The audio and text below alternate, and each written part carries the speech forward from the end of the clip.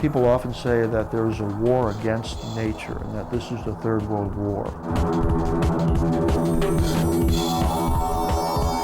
It's getting more stark, it's getting worse, and the rate of change is accelerating, whether we're talking about the extinction of species or the thoroughness of the technoculture. The world right now is frankly very frightening. For what we consider to be industrial civilization, I would say is extraordinarily uncivilized, actually quite savage. It's not an exaggeration to say that we're living in an ecological apocalypse. Between the years 1980 and 2045, we will lose more species of plants and animals than have been lost in the last 65 million years. We have two big picture time pressures that really mean we should be acting a lot more urgently than most of us have. And one of them is peak oil or energy collapse, and one of them is climate change or runaway global warming. I think that most people, even most scientists, continue to underestimate how far down the path to climate catastrophe we've already traveled. For the most part, we're oblivious to it. We don't want to know about it. We don't want to hear about it. The one thing I'm most afraid of is that we're going to mount a tremendous campaign to sustain the unsustainable. At this point, the scientists are saying that the Earth's temperature may increase by as much as 10 degrees. At that point, there may not even be bacteria left. When the oil starts to really run dry, and when those in power have to assert their power in a time of dwindling resources, I think they're going to turn to much more blunt and cruel methods of enforcing their power.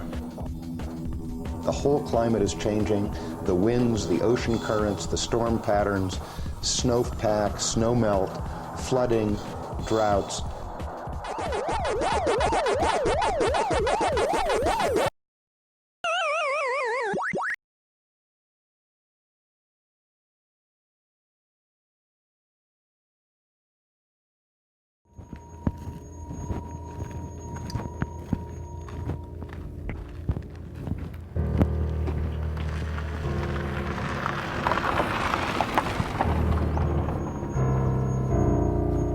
It's stunning how fast the destruction is proceeding.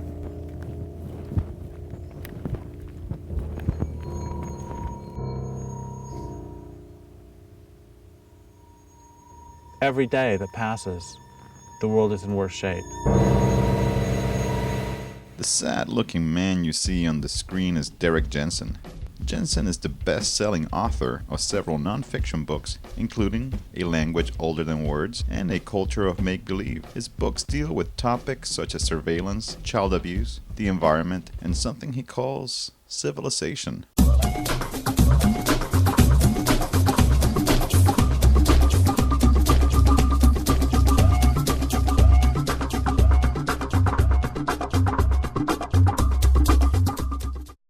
But it's statements like these that make him so controversial. They're thinking of raising the Shasta Dam in California, and the reason that Senator Feinstein gave was, it is Californians' God-given right to water their lawns. You know, there is no way to argue with that, except with explosives. That was Mr. Jensen in 2006. The same year he published a 2-volume set called Endgame. In Endgame, he argues that there is an urgent need to bring down civilization.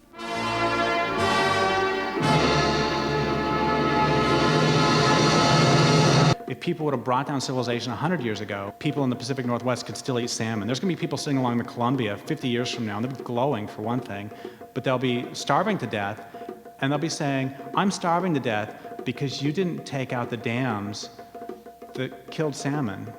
And those dams were used for barging and for electricity, for aluminum smelters, for beer cans. So, God damn you. He lays out his case against civilization by enumerating 20 premises. Due to time limitations and the fact that most people would not tolerate a 20-hour movie, we will explore 4 of these premises and accompany them with real-life examples. Industrial civilization itself, but especially industrial civilization, is not and can never be sustainable. It doesn't take a rocket scientist to figure out that any way of life that's based on the use of non-renewable resources won't last.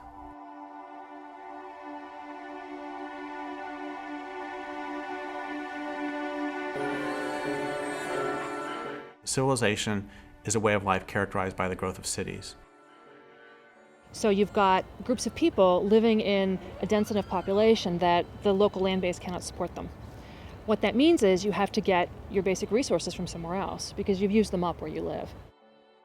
So you're going to go out into the countryside and gather up whatever it is you want, bring it back in.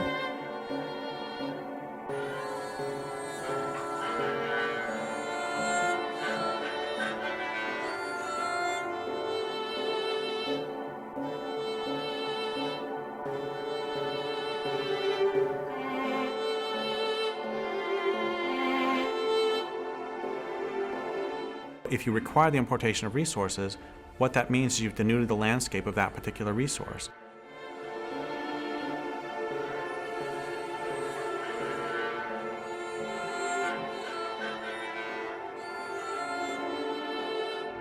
There's no way that in the long term you can continue to destroy the land that you need for your survival or the waters that you need to drink and expect to continue to live. Industrial civilization requires ever-increasing amounts of energy and ever-increasing amounts of land, ever-increasing amounts of resources of all kinds in order to perpetuate itself, in order to continue to grow, in order to just maintain itself. And we live on a finite planet, and those aren't available. Of course, unfortunately for us and most living creatures, that culture won't stop until it's consumed as much as it can, or of course until we stop it ourselves.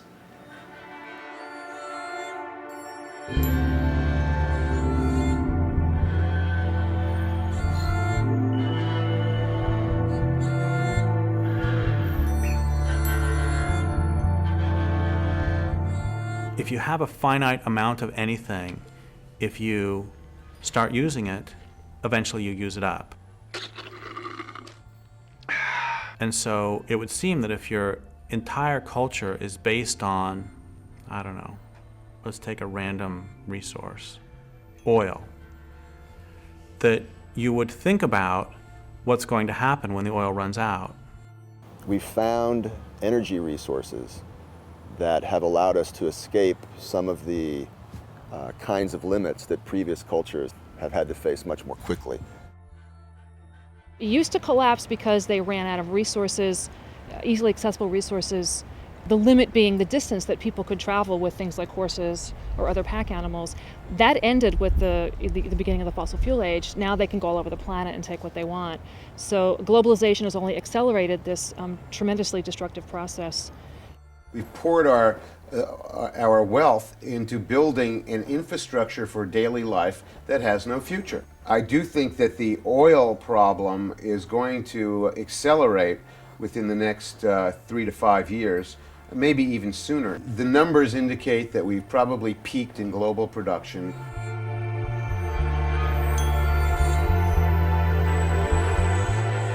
Where do you find the break from that? I mean, it's all of it is a giant machine or ensemble that just moves forward. Technology, for example, never takes a step back. This whole thing just keeps going like a cancer. I don't know of any civilization that's been sustainable. I don't believe there ever has been one. Technology, really in its essence, is our culture's determination that comes from certain philosophical and historical sources that we will be nothing else but more relentlessly technological.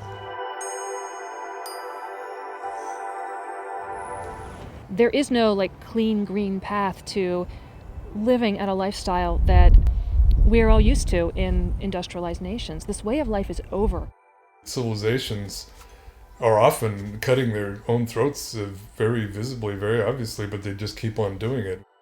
Every civilization is defined by hubris. It's defined by its denial to recognize that it lives in a natural world. As a matter of fact, every civilization in its founding lies elevates itself above nature and claims that it is the controller of the whole world.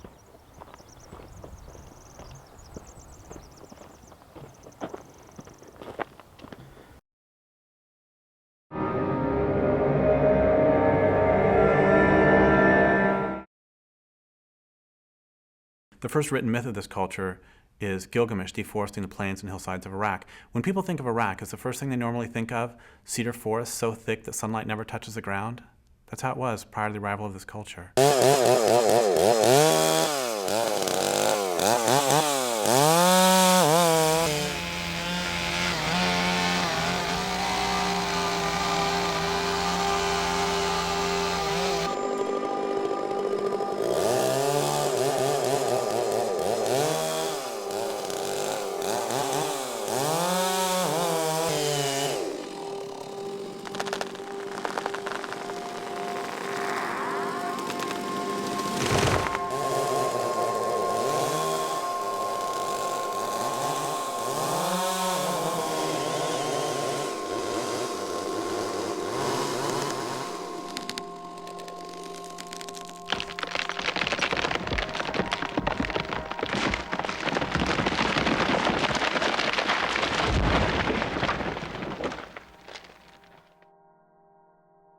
So as a longtime grassroots environmental activist, and as a creature living in the thrashing endgame of civilization, I am intimately acquainted with the landscape of loss, and have grown accustomed to carrying the daily weight of despair.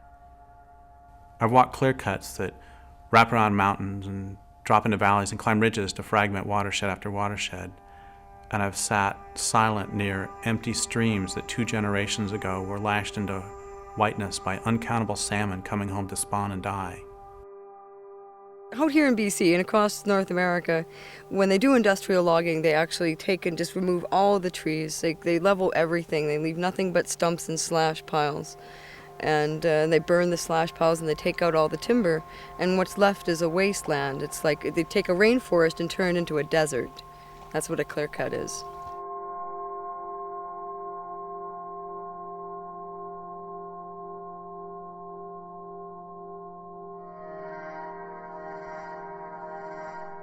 They use them for pulp. They export them whole to the United States and to Japan. There's not very much milling that happens anymore in BC. It's just getting exported for pulp and paper and fiberboard and plywood and whatever else. Not a lot of value added.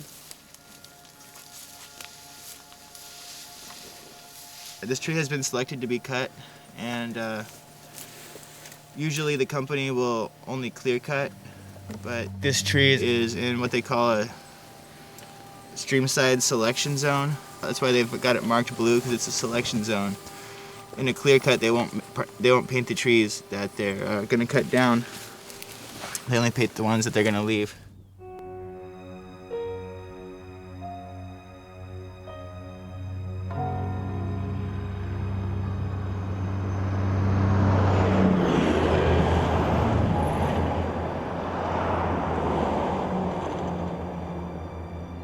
There's still a strong push to harvest as much of the western red cedar as they can. They're bringing in huge helicopters to do that.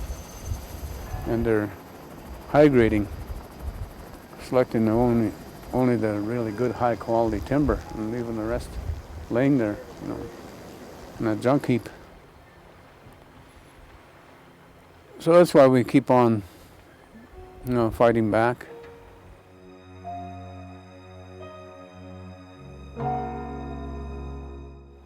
I think the last straw was when they wanted to log the Valley of Ista because of its historical and spiritual significance to our people. But they logged it in spite, just to make a point against our resistance, against our overall position, with regards to treaties or encroachments of industry development in our territories.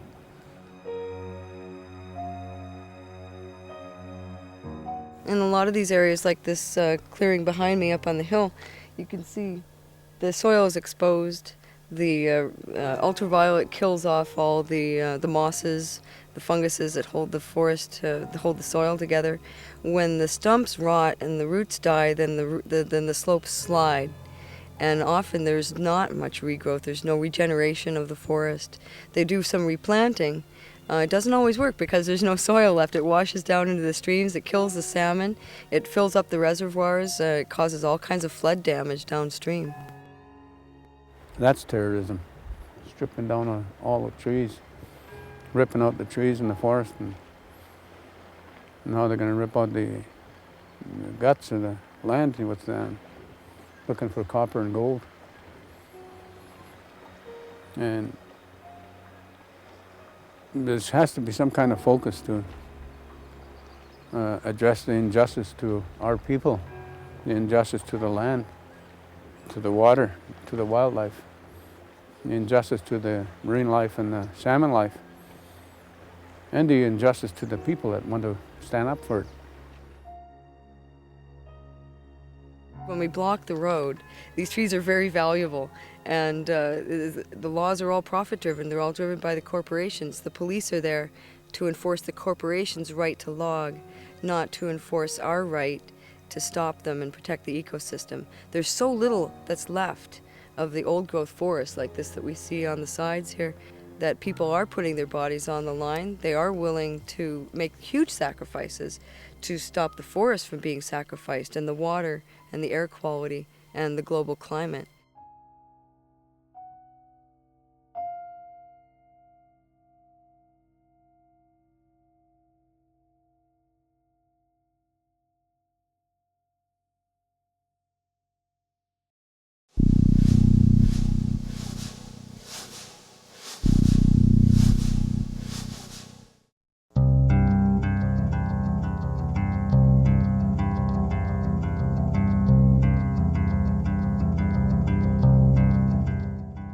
Traditional communities do not often voluntarily give up or sell the resources on which their communities are based until their communities have been destroyed. They also do not willingly allow their land bases to be damaged so that other resources, gold, oil, and so on, can be extracted. It follows that those who want the resources will do what they can to destroy traditional communities.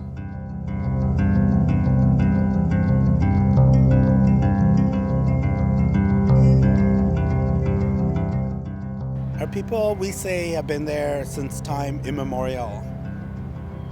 Prior to invasion and conquest, colonization, lands in North America were occupied by populations of people that had a profoundly different relationship with the land. They live with the land. All the ceremonies that have come up have to do with celebrating the renewal of seasons and life and affirming all of that.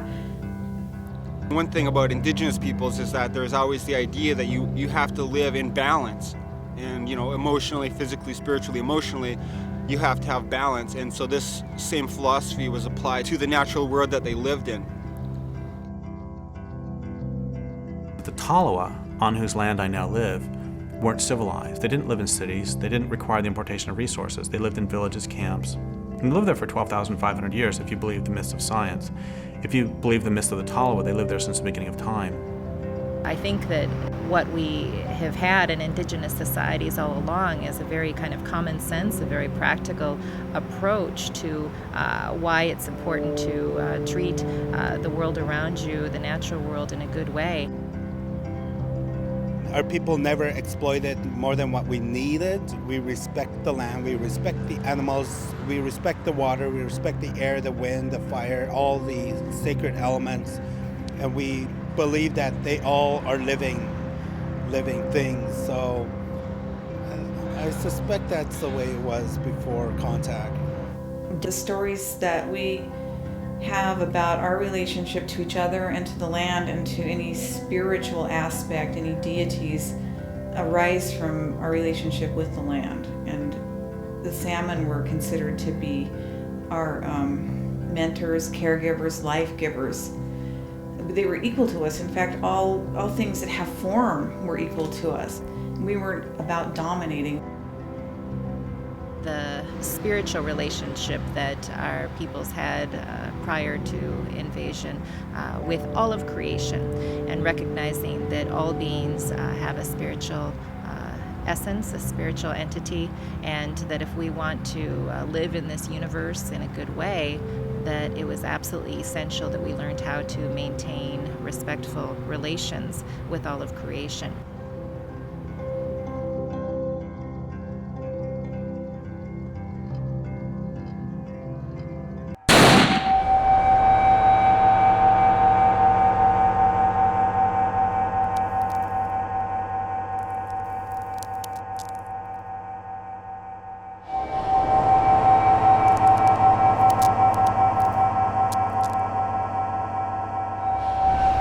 When Europeans came to this land, it was with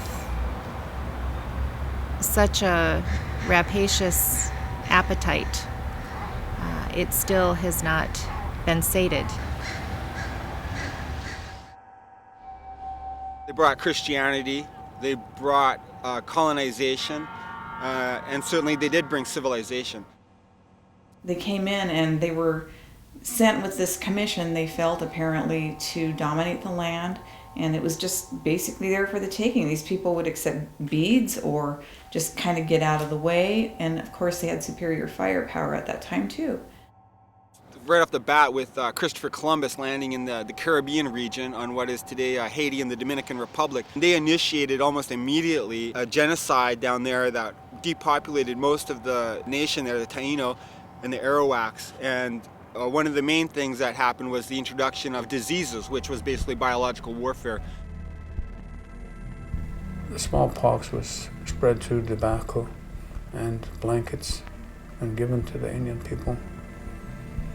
So it didn't take them long to be decimated because they were pure. And the smallpox was vicious, very vicious. When Europeans came, much of what they were interested in was rapid resource exploitation. They wanted to get wealthy in the New World. And as they were seeking that wealth, they worked with indigenous nations to undermine traditional economies and undermine the relationship that indigenous populations have with the land, so that indigenous peoples could then do the work of resource exploitation and extraction for the Europeans so that they could get wealthy. In imposing those things on indigenous peoples, of course, they destroyed indigenous peoples and their nations and their way of life. Generally, indigenous peoples suffered 90% or more depopulation rate upon having contact with Europeans. It was a genocide, war for territory, because the Europeans wanted to take the resources.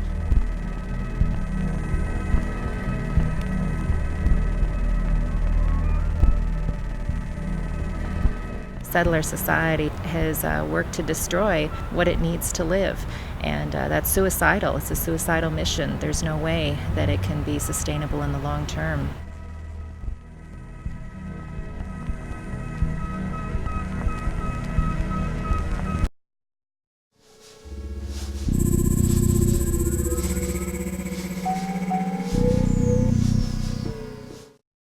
I gave a talk in Oregon a couple years ago, and this guy afterwards said, you know, you talk a lot about this culture being based on violence, but I don't see it. You know, I'm not violent.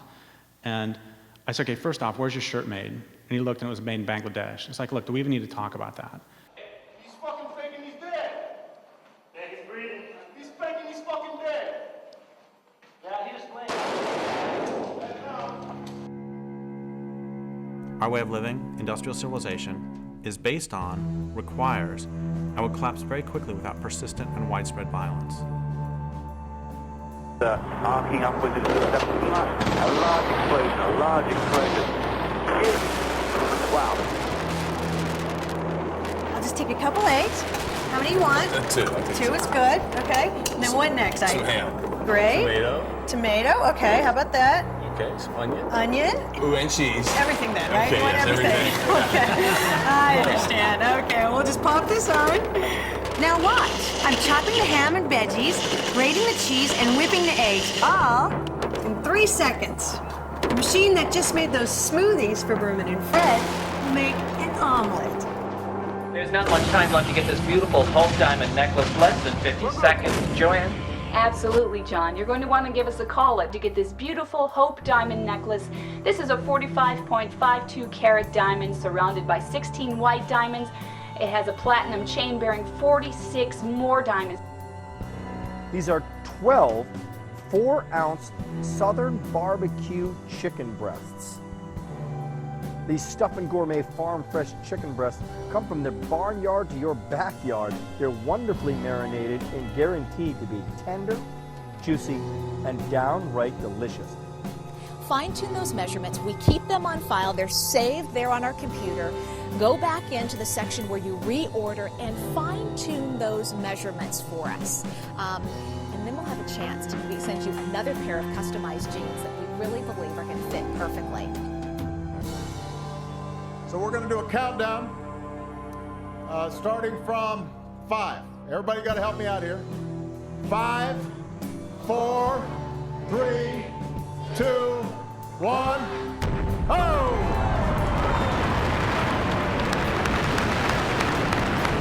It worked.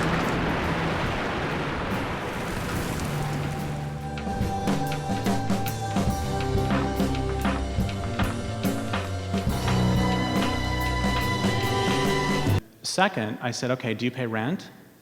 He's like, yeah. And I said, why? And he said, because I don't own. And I said, no, what would happen if you didn't pay rent? He said, well, the sheriff would come and evict me. I said, I don't know what that means. What would happen? He said, well, the sheriff would come and he would knock on the door. I said, okay, great. What happens if you open the door and you say, hey, I'm just finishing up making dinner. You want some?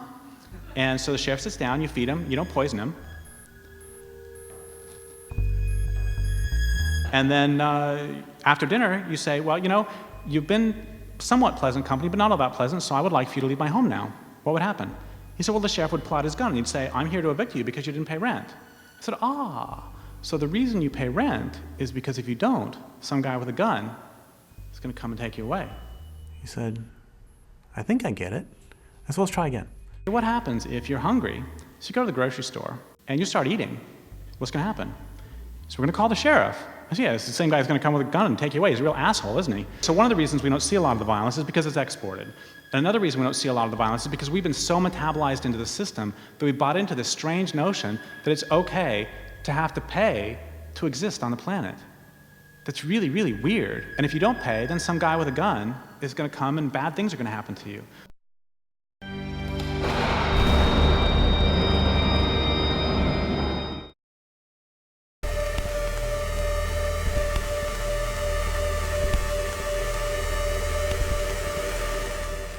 A few years ago, I got a call from a friend of mine. She's an environmental activist. She was crying, and she said, this work's just killing me. It's breaking my heart. I said, yeah, I know, it'll do that. And then she said, the dominant culture hates everything, doesn't it? I said, yeah, it does, even itself. She said, it has a death urge, doesn't it? I said, yeah, it does. She said, unless it's stopped, it's going to kill everything on the planet, isn't it? I said, yeah, it is, unless it's stopped. Then she said, we're not going to make it some great new glorious tomorrow, are we?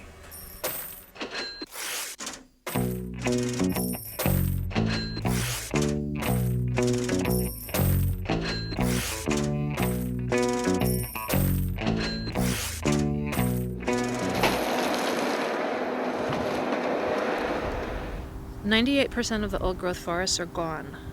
99% of the prairies are gone. 80% of the rivers on this planet do not support life anymore. We are out of species, we're out of soil, and we are out of time.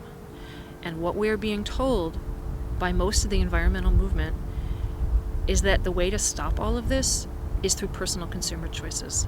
By simply purchasing our product, the consumer can make a small, easy step to a greener earth. So by taking that one roll and buying that one roll, you can help save millions of trees.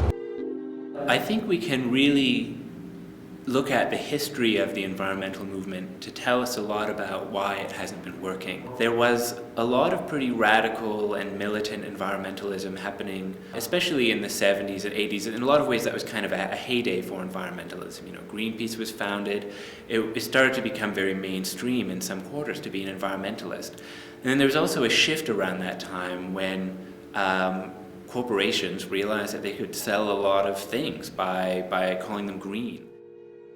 Greenwashing is an attempt by corporations to put labels on their activity that are popular and that appeal to people's sensibility about and concern for the environment and for ecology.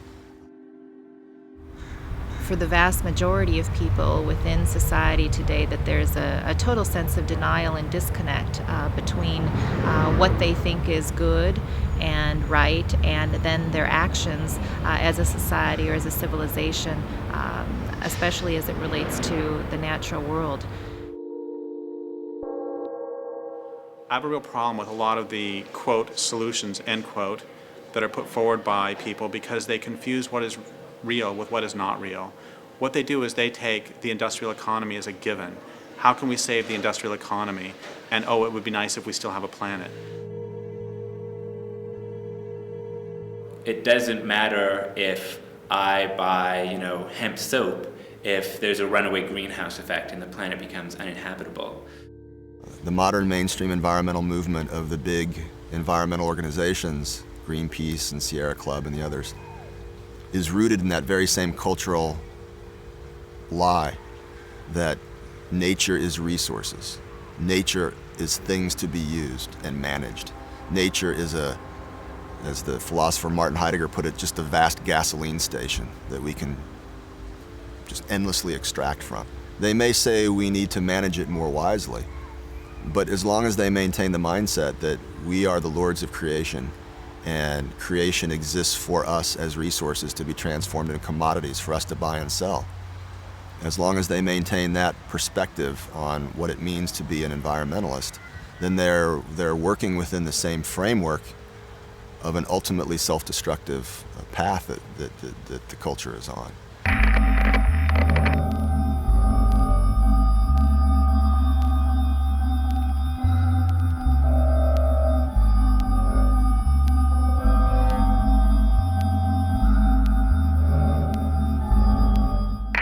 The marketplace is also going to be very important.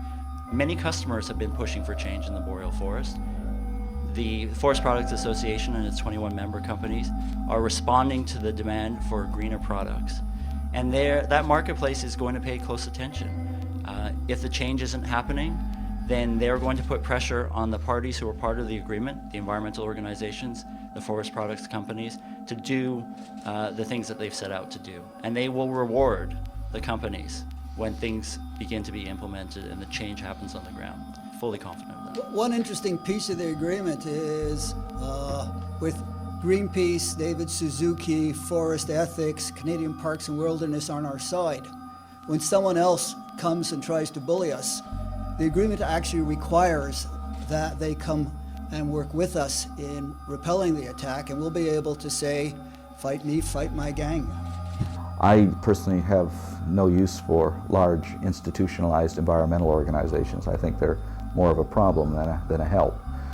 They're just eco-bureaucracies. And I won't name any because I don't like to badmouth organizations except for one, which I feel that I can, and that's Greenpeace. And the reason I can criticize Greenpeace is I am a co-creator of Greenpeace, and therefore I feel like Dr. Frankenstein sometimes, and I feel that since I helped create the thing, I can certainly criticize it.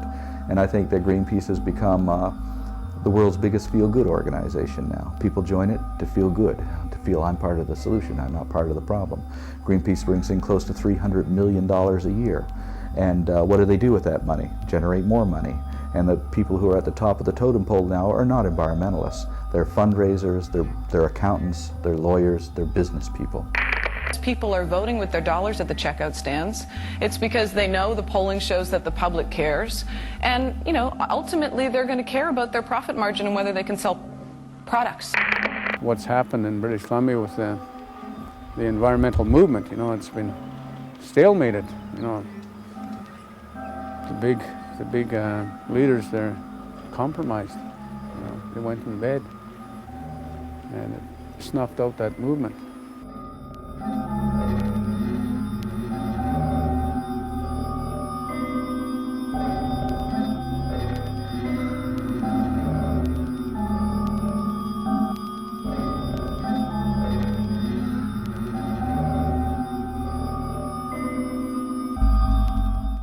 So what happened was there was direct action, there were blockades, there was an international market campaign that put a lot of pressure on the companies that were logging in the Great Barrier Rainforest. But the end result was that all fed into a closed-door negotiation with Sephora Berman leading the negotiation, or as chief negotiator on the conservationist side, where a lot of the groups that actually did the work, the direct actions, and did the market campaigns were shut out of the process.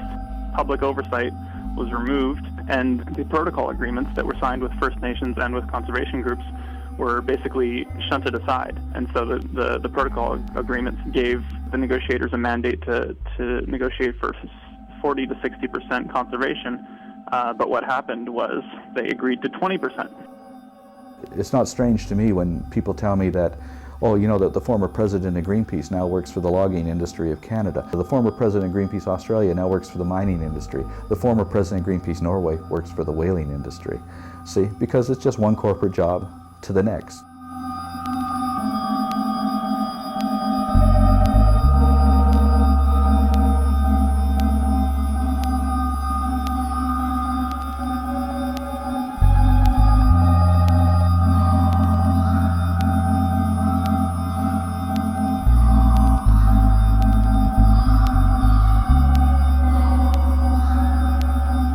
The only measure by which we'll be judged by those who come after is the health of the land and the health of the water, the health of the earth. They're not going to give a shit as to whether we recycle. They're not going to give a shit as to whether we wrote our legislators. They're not going to give a shit as to how hard we tried. What they're going to care about is whether they can breathe the air and drink the water, whether the land will support them. And they're not going to care how hard we try. They're not going to care about any of that. What they're going to care about is, do we live on a living planet?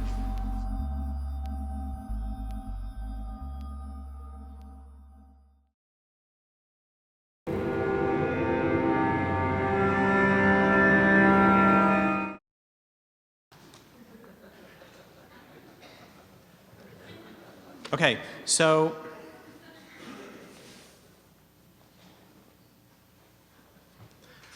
I don't know if you know this, but the original draft of the movie Star Wars was not written by Lucas. The original draft was written by environmentalists, and it's a little bit different.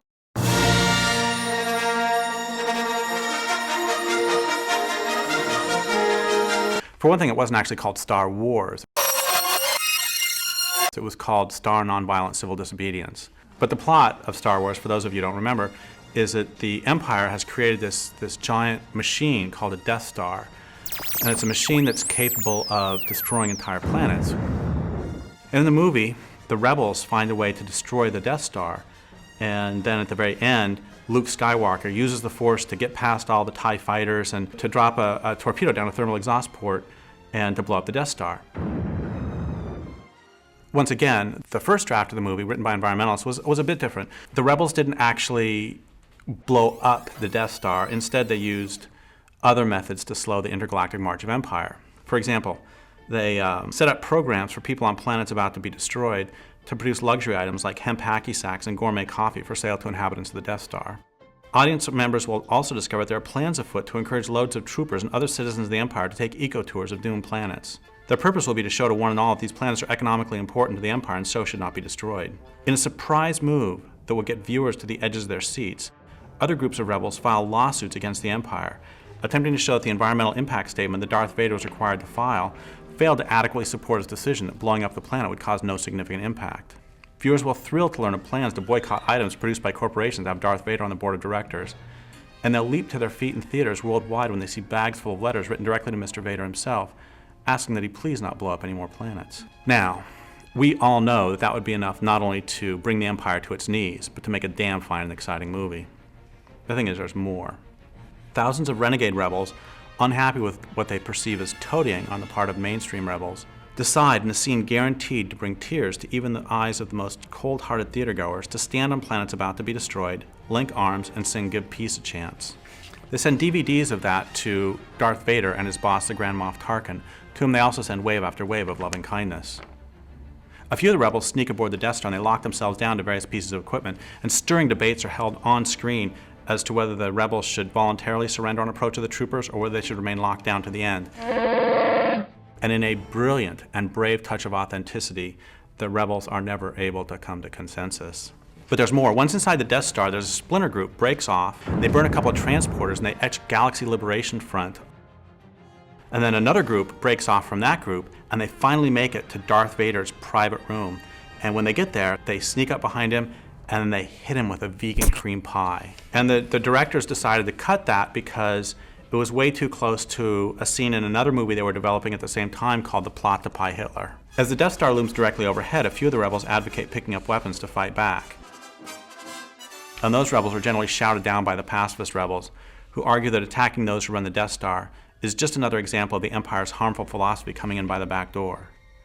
If we want to change Darth Vader, they say, we must first become that change ourselves. To change Darth Vader's heart, we must first change our own. We must above all else have compassion for Darth Vader and remember that he too was once a child. So finally, Leia, Luke, Han, Chewbacca, and a couple of robots show up, and they tell these others they found a way to blow up the whole Death Star. And the rest of the rebels, of course, are just horrified. There's a scuffle breaks out between Leia, Luke, Han, Chewbacca, and the two robots on one side, and the pacifists on the other. And the pacifists chase those four from the room and from the film, which is not a big deal because they're minor characters anyway. But anyway, the way the movie ends is that the Death Star looms closer and closer, and then you see the Death Star, and then you see the planet, and then you see the Death Star, you see the planet, and then you see the Death Star, and you see the lasers start to glow this hellish red, and then you see the planet again, and you see this little light, and what that is, that's the environmentalists getting away before the planet gets blown up. And then you see the Death Star again, and then it blows up the planet. And then the final shot of the movie, which reveals what a complete triumph this was for the rebels, is a still showing an article on the lower left of page 43 of the New Empire Times that devotes a full 3 sentences to the destruction of the planet. So it's like, yeah, we got some press.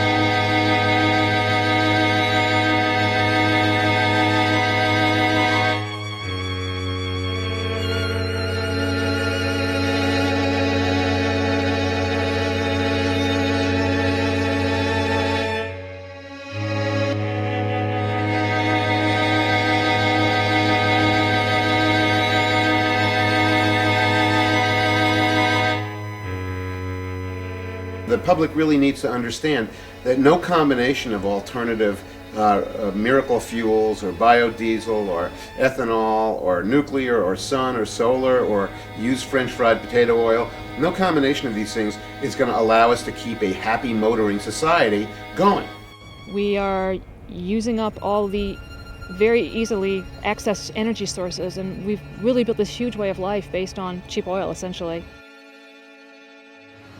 The world as we know it, which relies entirely on oil to function, is nearing its end. We are headed for the crash. That oil is not going to come again.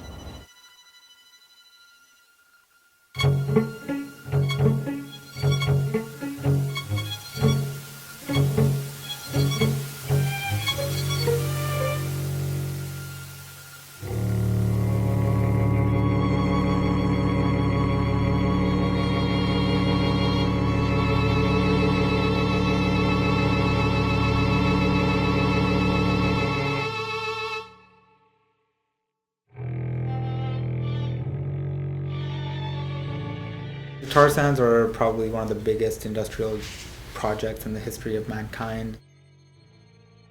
The tar sands are the largest, most destructive environmental project on the planet right now. It's oil extraction. It's some of the dirtiest oil on the planet, which means that it takes the most energy to extract. And the reason that we're extracting this particular brand of dirty oil is because there's no other oil left to extract. Tar sands really aren't oil. Effectively, the process by which you mine and refine tar sands is effectively adding about 100 million years of development through a synthetic process. The tar sand deposit in an area that covers the size of the state of New York or larger than England is already considered the largest industrial project in human history, and it's barely begun. They extract it from the sand by steaming and heating water, basically boiling it. So the oil sits on top of the water like a froth, and then they scrape it off, and that's the bitumen. There's mining processes and in situ processes, and both of them are pretty much trying to extract bitumen out of the sand. To produce 1 barrel of oil, you have to first, after you've cleared off the ground and broken all the trees down and so forth, then dig a pit which can be up to 200 feet deep. For each barrel of oil, there's 4 barrels of water used in a process called a slurry, where you spin it at a high speed, high velocity, with high temperatures of water to separate the bitumen, which is the pre-synthetic oil, from the sands itself and all of the clays and silts. But that's after you've already dug out what has to be hundreds of tons of earth. The energy that's required to actually do that is approximately, people say for almost every barrel of oil you need about a half a barrel of energy just to produce this. So for every barrel of energy input is 2 barrels of oil that are produced. Whereas with conventional crude it was very, very minor in terms of the energy that's inputted to actually get the crude oil out. So the ratio that's most important to talk about is a ratio you could use in a country like Iraq, where for each barrel of oil you use to try to get more oil, you'll get about 100 barrels back.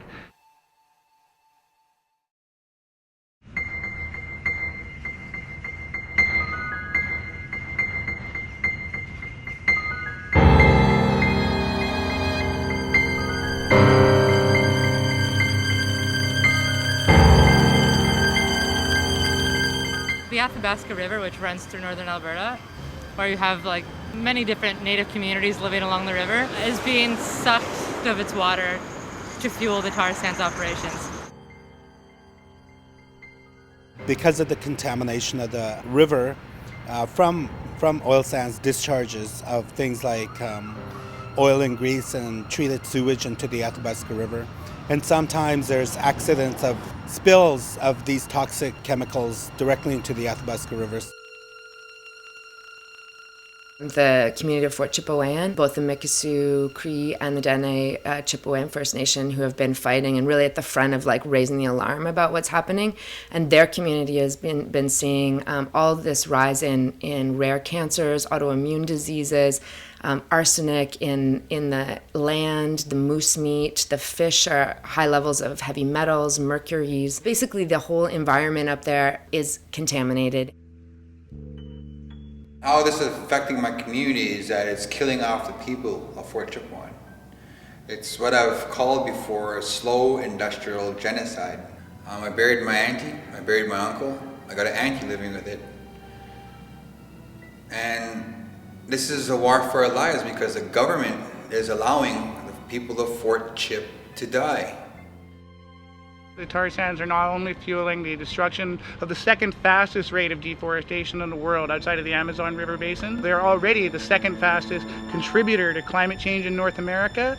And with the goals of production that they're talking about, the CO2 emissions will make it so the only way you could outstrip a climate change contributor for all of North America would be to combine all of the coal-fired power plants from Alberta to Arizona and in between across all of North America.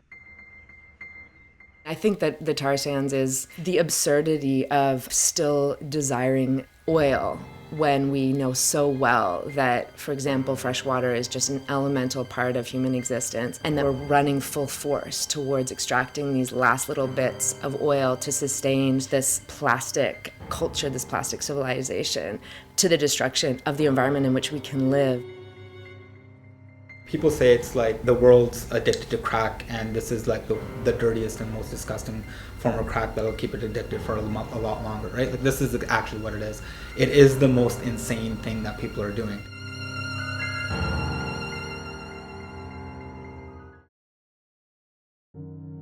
We probably agree that civilization is going to crash whether or not we help bring this about. If you don't agree with this, we probably have nothing to say to each other. We probably also agree that this crash will be messy. We agree further that since industrial civilization is systematically dismantling the ecological infrastructure of the planet, the sooner civilization comes down, whether or not we help it crash, the more life will remain afterwards to support both humans and non-humans.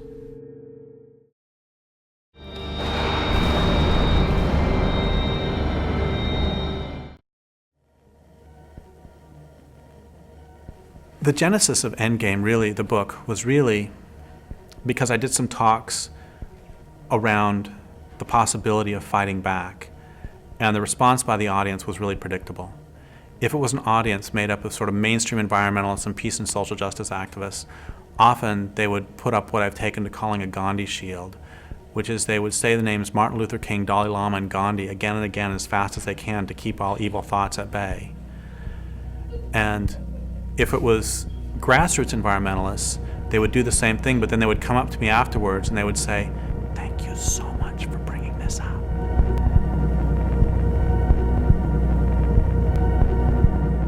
Especially in North America, pacifists and nonviolent advocates have had a very defining role and even a censoring role in determining what other people's participation can be in a whole range of social struggles. And that the way that they've affected social struggles has made it very much easier for the state to control those social struggles. That nonviolence plays a function of recuperating social struggles, of taking out their teeth, making them harmless, so that they can just exist in this cesspool of democratic plurality. I wonder what happens to that kind of energy or idealism or faith that something is about to change when they're certainly not going to change at all. And what are the false hopes that keep us tied to the system? What are the false hopes that bind us to unlivable situations and blind us to real possibilities? Does anybody really think that Weyerhaeuser is going to stop deforesting because we ask nicely? Does anybody think that Monsanto will stop Monsantoing because we ask nicely? I was talking to this person in the States several years ago, and they said, if we can just get a Democrat in the White House, things are going to be okay. We've got a couple of myths on the left that I would really encourage us to get over. The first is that social change happens by moral suasion. It doesn't. It happens by force. The problem with persuasion as a strategy is that it only works on people who can actually be convinced and who can, be relied upon to act from their position after their minds have been changed. And the problem is that we're not dealing with individuals who can be convinced or persuaded. We're dealing mostly with large, abstract social organizations and corporations, which are basically sociopaths made out of huge numbers of people. You can't argue with psychopaths, and you can't argue with fascists, and you can't argue with those who are benefiting from an economic system. You have to stop them through some form of force, and that force can be violent or nonviolent. Could you have stopped Ted Bundy by peaceful means? The left, to a large extent subconsciously, has as its primary role to make resistance harmless. States have recognized that resistance will never disappear, that struggles will never disappear. And in the past, they tried suppressing struggles the first time that they showed their heads, if there was any sign of them, and that proved ineffective. So nowadays, the way that states rule is by accepting the inevitability of conflict and resistance and just trying to manage it permanently. Keep the march going. There's nothing happening here. There's nothing happening, just one more line of police. So please keep the march going.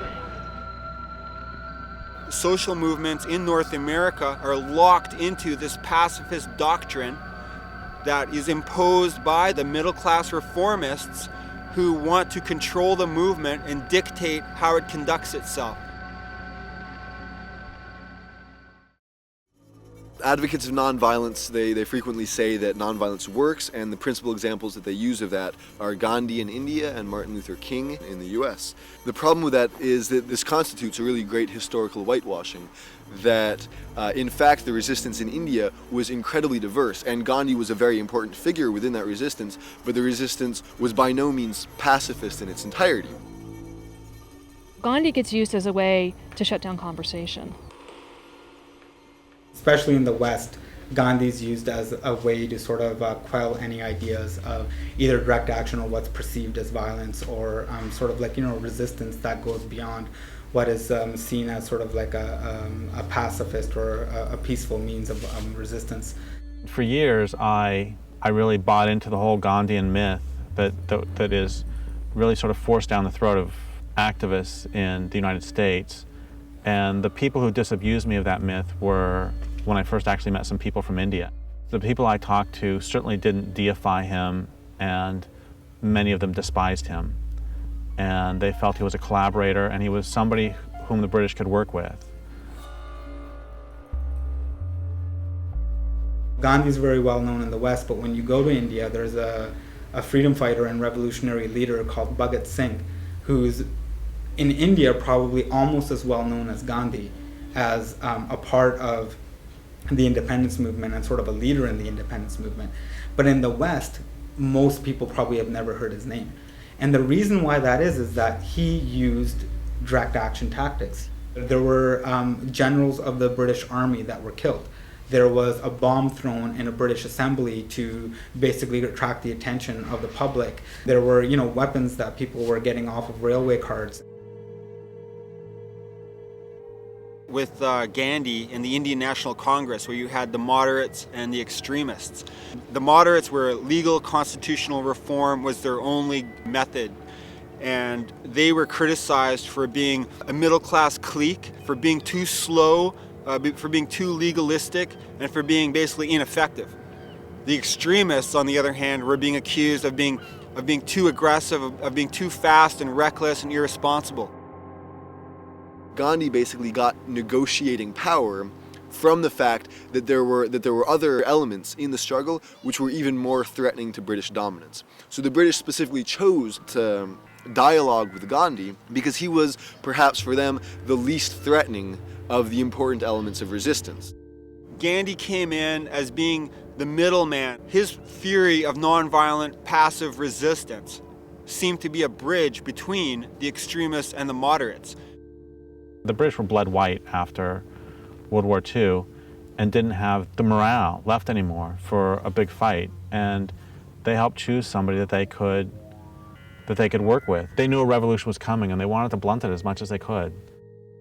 India went from being a colony to a neo-colony. The British were still able to maintain their interests less directly with Indians being in positions of management.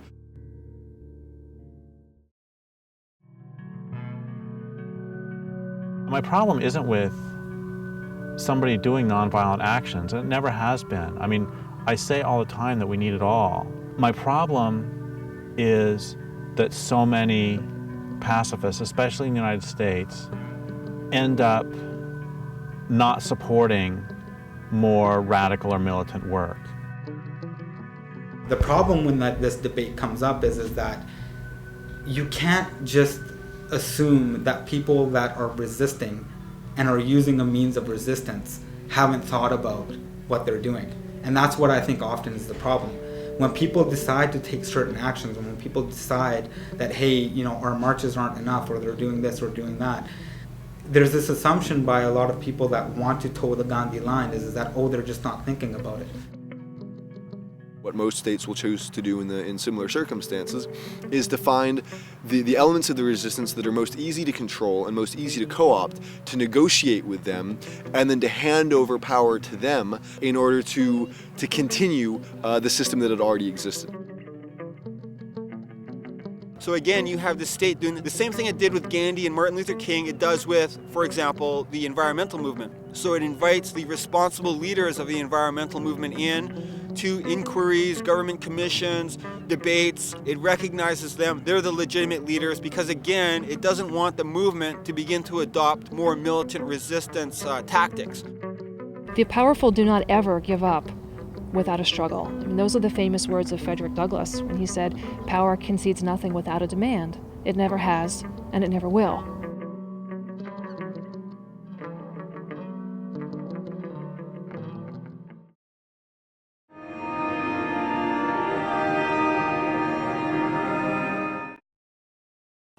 If we use more efficient electricity appliances, we can save this much off of the global warming pollution that would otherwise be put into the atmosphere.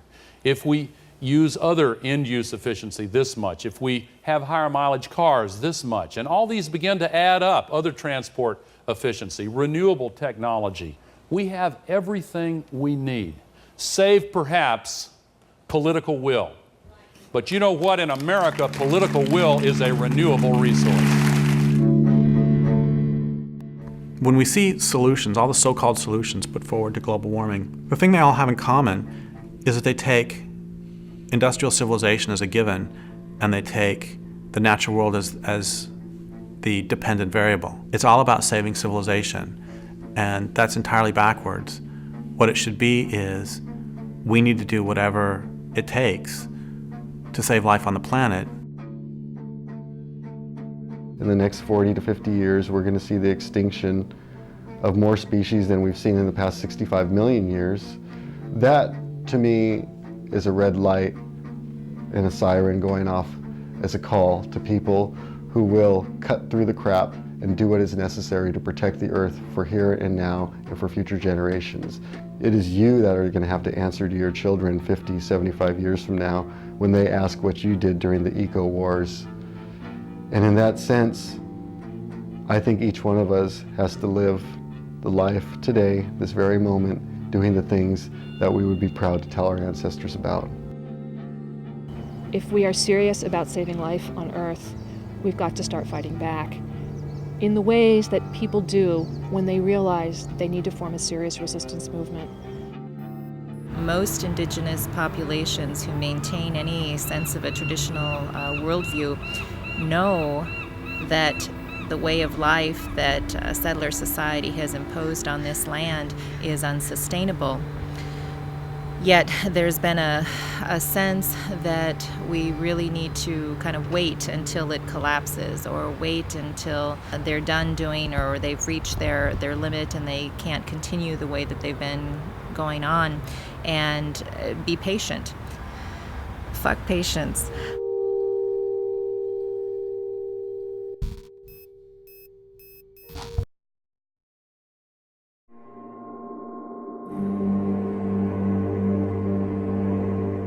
I think really the big problem is power, and that's something that liberals have a lot of trouble kind of thinking about or wrapping their heads around.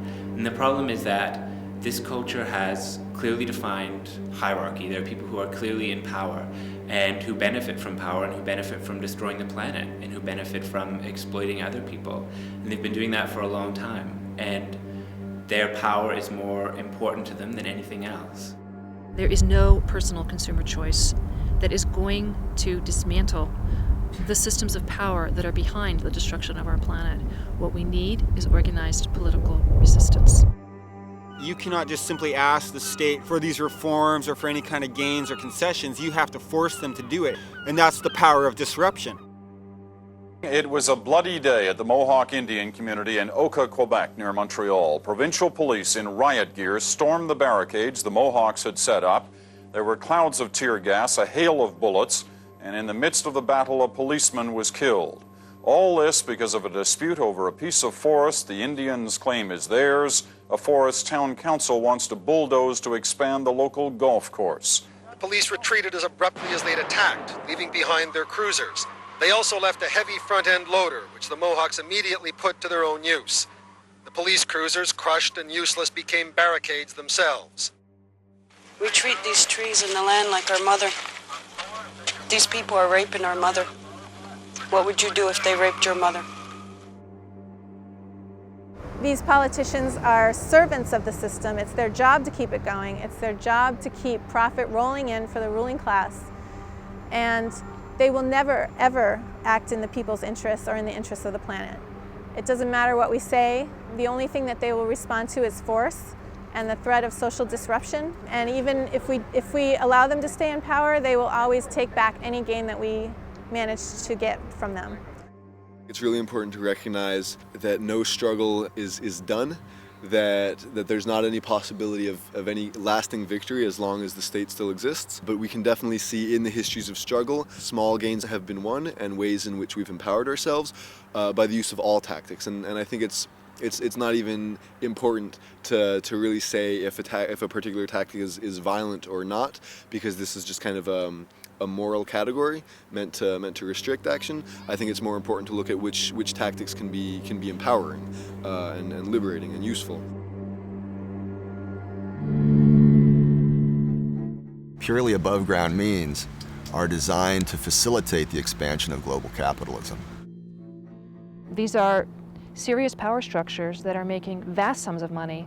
They are backed up by the power of the armed state in every way imaginable. They've got armies on their side, they own the mass media, the banks, all the money is on their side. If there's any doubt about the leadership that our military is showing, you just need to look at this F-18 fighter and the light armored vehicle behind me. The Army and Marine Corps have been testing this vehicle on a mixture of biofuels. And this Navy fighter jet, appropriately called the Green Hornet, will be flown for the first time in just a few days on Earth Day. Crazy Horse 1, request permission to engage. Picking up the wounded. Sierra trying to get permission to engage. Come on, let us shoot. The Bushmaster, Crazy Horse 1-8. You're taking him. Bushmaster, Crazy Horse 1-8. This is Bushmaster 7, go ahead. Roger, we have a black SUV, or bongo truck picking up the bodies. Request permission to engage.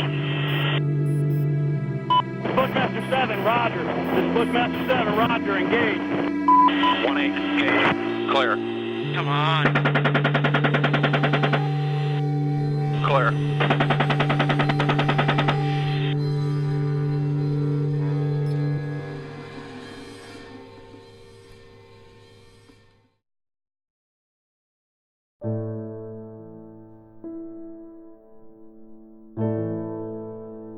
So if the law will not do the right thing, other people will have to do the right thing, and they'll have to do the right thing by breaking the law.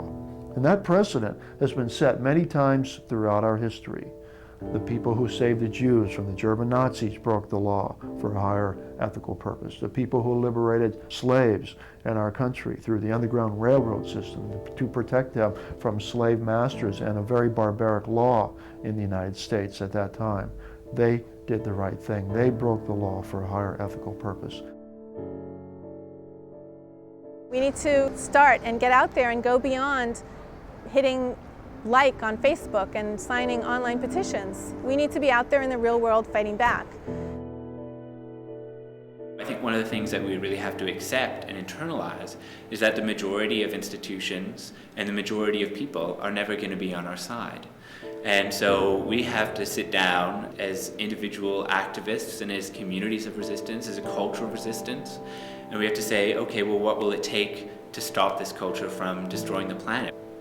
You know, part of the answer is obviously that persuasion hasn't worked and persuasion is not going to work. If we want to be successful, then we have to look at what resistance movements in the past have done and what they've learned and kind of the different phases that they've gone through as they've tried to assert themselves and try to be successful. When I say organized political resistance, I mean that we need to face power head on. Once you name power, you will find that power is sociopathic, that the people in charge will do whatever it takes to shut you up.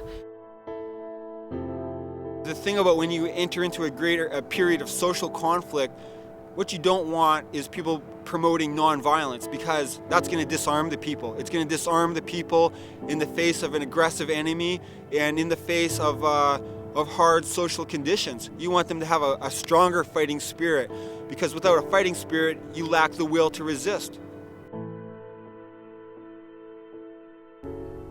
The smartest thing the Nazis did was they made it so that at every step of the way it was in the Jews' rational best interest to not resist. Would you rather get an ID card, or do you want to resist and possibly get killed? Do you want to move to a ghetto, or do you want to resist and possibly get killed? Do you want to get on a cattle car, or do you want to resist and possibly get killed? You want to take a shower, or do you want to resist and possibly get killed? At every step of the way, it was in their rational self-interest to not resist. But I'll tell you something very important, which is the Jews who participated in the Warsaw Ghetto Uprising had a higher rate of survival than those who went along. I think if any of us were alive in Nazi Germany right now, we would know what a resistance movement should be doing. And we need to think about the culture of industrial civilization as if it's a culture of occupation, because it is.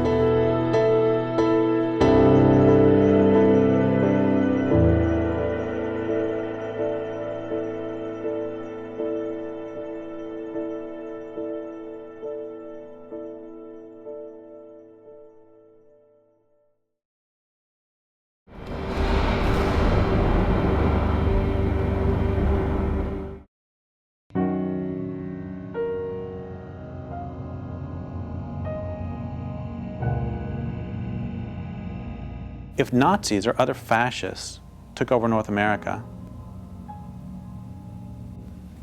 what would we all do? What would we do if they implemented Mussolini's definition of fascism? Fascism should more appropriately be called corporatism because it's a merger of state and corporate power.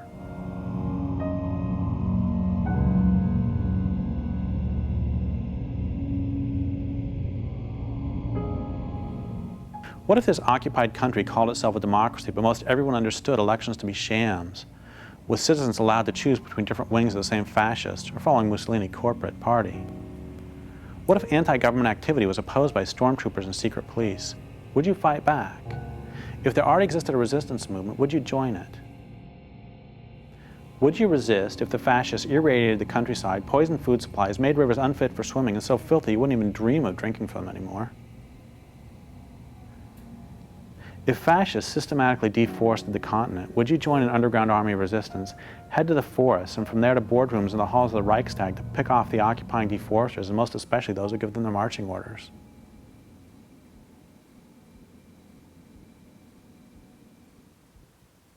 Give me a threshold, give me a specific point at which you finally take a stand.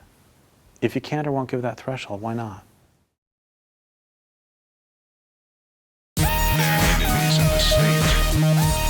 Yeah, yo, I ain't got any time to waste on this one. I gotta get right on it, like, yo. When I face the page, I place the rage, place it into stasis. I write it and erase it. That's a basis, cover all the bases. Watch what you say on the cell, they gonna trace it. Stack deck, don't expect any aces. Camera eyes, watch you in public places. And I hate this, so I take this mic and I write like these words on my legs, and they walk me through my paces. People chasing glittery lights, but I've seen the heights. My time is not wasted, I'm tracing the sky. Ruby smoke that I took me to all the spaces of mind and time. Look, just face it, this life is mine. That's why I'm not racing the finish line. We're coma time, the moment designed to shine, I won't replace it. So I take my time, grind it up and break it, roll it up so fine, light it up and blaze it, smoking blunts, smoke 'em up, and times on the grind, training for the signs. Take your fist and raise it up to the sky, see the fire in the eye, do or do not do. There is no try, hard to find what's true, that is no lie. If they clip your wings, how you gonna fly? Are you gonna lie? You're gonna die. So until that day, are you gonna try? One by one we multiply, eyes to the sun, just let it shine now. Now get into it, now choose your side. We got to do it, the time is right. Now get into it, now change your life. Only you can do it, the time is right.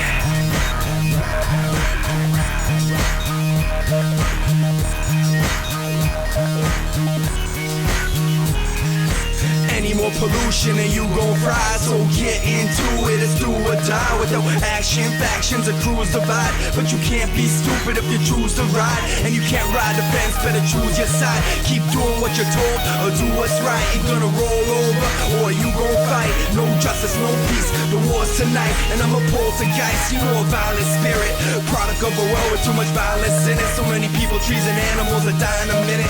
Can't ask them to stop, they ain't trying to hear it. Until we get physical, the ink interference, to go to war with the machine, start trying to kill it. Until it dies, every day's a violent day, and they expect you to protest in silence and stay pacifist and unaffected while we die and decay. We need to rise up, fuck kneeling to pray. Preachers and teachers lead us astray. Politicians and cops, all they say is obey. Your corporate masters buy what they got in display. Stop buying the shit, start making them pay. To hell with the games, we ain't gonna play. Let's fight them till they kill us or they take us away. Start throwing Molotovs, stop throwing bouquets. Take it to these bastards like tankers in skate. Monkey wrench machines and write communiques. Our walls with spray paint, just big circle A's. Now get into it, now choose your side. We got to do it, the time is right. Now get into it, now change your life. Only you can do it, the time is right.